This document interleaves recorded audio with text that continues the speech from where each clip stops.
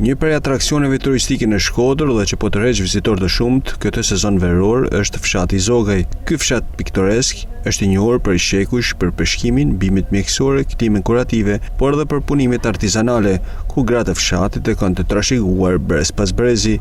Rrugicet e ngushta dhe shkallët karakteristike të ndërtuara shumë vite më parë ruhen dhe mirëmbahen me fanatizëm nga zaganjorët. Në këtë ditë të nxehta qershori, shumë pushues shkodran, por edhe të huaj zgjedhin këtë zonë për pushime. Unë vi nga Zelanda e Re, është shumë bukur, natyra është e mrekullueshme. Para disa ditëve isha në Alpe, tani kam ardhur këtu në Zogaj, do të qëndroj për 4 ditë. Është me të vërtet vend i bukur, po bëj plazh në liçen, uji është fantastik dhe besoj se me patjetër do të rikthehem sërish. Krahas bukurive, Zogaj është e njohur për klimën shëruese. Kam shumë vite që vi këtu, ndoshta janë 10 vite. Kam pas, si moshi, jam 80. Kam pas shumë probleme shëndetësore. Shumë. Jam vizitu për zemër, për tension, për diabet, edhe jam diagnostiku me një sëmundje ndoshta të pashërueshme. Mas shumë vitesh, mas 5-6 vitesh,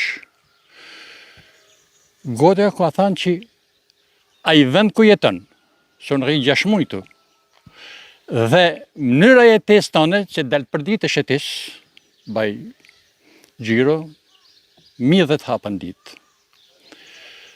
Dhe çuditërisht je më mirë. Je më mirë se sa ilaçet që të kam dhënë unë te ai vend. Pra unë kam gjetë shërim këtu. Është vend klimaterik. Në mramje fryn një erë freskët, e kam shpinën atje. Kur dal në balkon, si me kenë razëm. Kam kënaqësi që jam këtë vend. Banorët thonë se interesi i turistëve është rritur vitet e fundit, por problem për zhvillimin e turizmit në Zogaj sipas tyre është mungesa e certifikatave të pronësisë. Jena të 7 vjet, një tapi se ka kërkush. Të jena si mas me kenë, si thonë asaj. Tapia s'ka as kërkush më botë tu. Kur s'ka tapia, edhe me dash me bon bujtina për shkakun që thonë jepet një version ashtu. Kur s'ka tapia s'nep kush as kredias. A më kupton?